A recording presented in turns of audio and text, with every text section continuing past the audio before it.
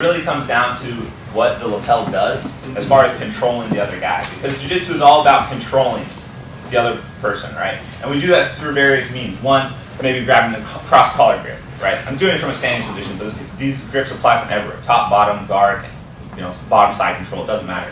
If I grip someone's lapel, it's going to give me a point of control. What point of control? I can push and I can pull with a collar grip, right? Left to right, not as strong. It's not really going to move much.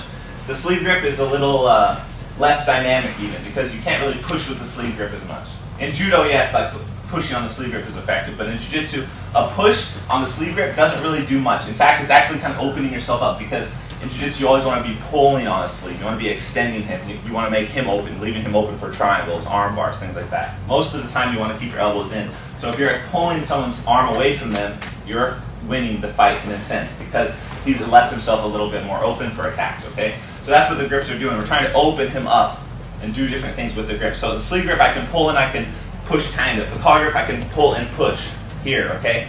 The pants grip is more of a just to control yourself from the guard, right, if you grip someone's pants. Now the lapel has a little bit of a different way of controlling someone, okay? And you can see it looks kind of weird, like what is happening to his body when I pull him? It's actually rotating him a little, as you see. It actually turns him. And a lot of grips on the gi don't really do that. If I grab his collar on either side, it's more just forward and back.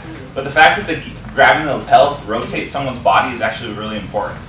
And the reason for that is if you've ever had someone try and pass, or if you've ever tried to pass someone's guard to your bad side, it's very difficult.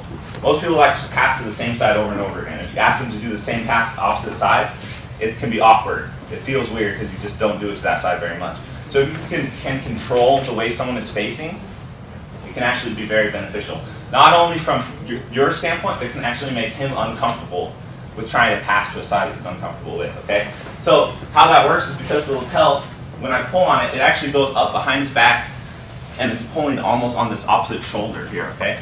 And as I show the worm guard, I can talk a little bit more about like how exactly it's turning him. But first we'll just go over the very basic worm guard setup, okay? We'll do it from a standing position first, but this can be set up from any guard you want, okay? Delahiva, spider. The only guard you can't really set it up from is closed guard, okay? So the first thing we're going to do is grip the lapel. It really doesn't matter what lapel you grip. You can do the worm guard on either lapel to either side, but for now we're going to grip the same side lapel with our same side hand here. Now, I'm going to pull guard.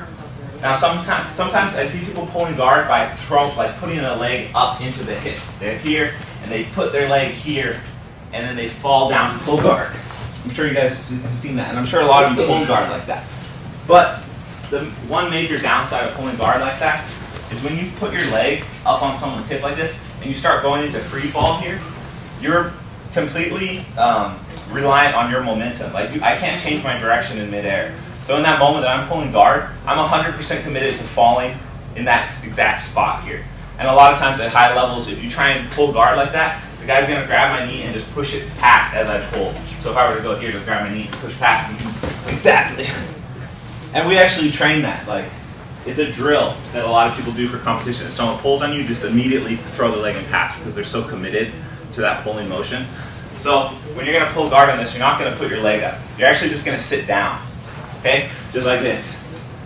Okay? It's actually a lot safer. Even though you feel like maybe you don't have a good grip or you're not pulling him into the second you pull guard, in the long run it's going to be better because it's a safer action. So I want to keep my distance. I'm gripping the lapel like this. This arm here is actually defending me from like him shooting on a low single or something. If you were to shoot, like go ahead, try and shoot a little bit. My arm's in the way. I can underhook or defend or something like that. But I have enough distance where if I sit down, he's not just going to be able to reach down and ankle pick me easily, okay? So it's important that when you pull guard, you want to create distance. You sit down, and then you can put your foot into the hip and pull him into you, okay? So that's how I want you guys to pull guard to set up this position. Next thing we're going to do, once you pull guard like this, you can go to like a Delahiva here. This is a good way to start it. But you can even have a spider guard grip. It doesn't really matter. What's important is the setup here. The way you're going to set it up is you have the lapel here in this hand. Let's actually turn to this side. This is my good side. So, I have the Delahiva here, like this. I'm going to bring the lapel to the outside of my ankle here. My left leg is going to swing up, and then it's going to swing down. And and I'm going to use that momentum to sit up. Okay?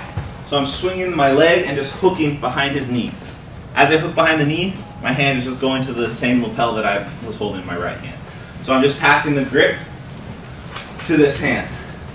Now it's very important that you go over your ankle here, okay? You can't just pass it like this. That's not worm guard. It's just sit-up guard, which is a good guard, but it's not worm guard. So you have to keep your leg in the hip, pass it underneath, and then you can fall just right back down here.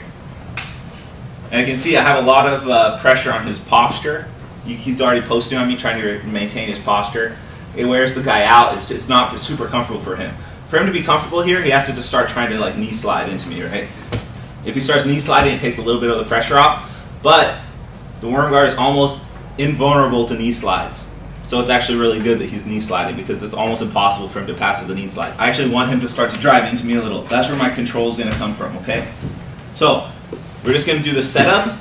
The guy on top is just going to like put some pressure on you, feel the position a little bit, and you're just going to get comfortable with this first grip, okay? So I'm just gripping the lapel, sitting down, putting my foot in the same side hip. I'm just going to go to De La Riva here. I'm swinging my leg and using the momentum to sit up and pass the grip to my other hand. And then we're just falling to this side. This is the most basic starting position of the worm guard. This in itself is a very solid control. He's not really going to be able to pass unless he can break this grip on the lapel, which is very hard to do. And it's breaking his posture, as you can see here. So this is just the very beginning of the position. Any questions on that? No? Nope. All right, guys. Let's grab a partner and we'll try it. Let's do it on 3, okay? 1, 2, 3. You want some of this?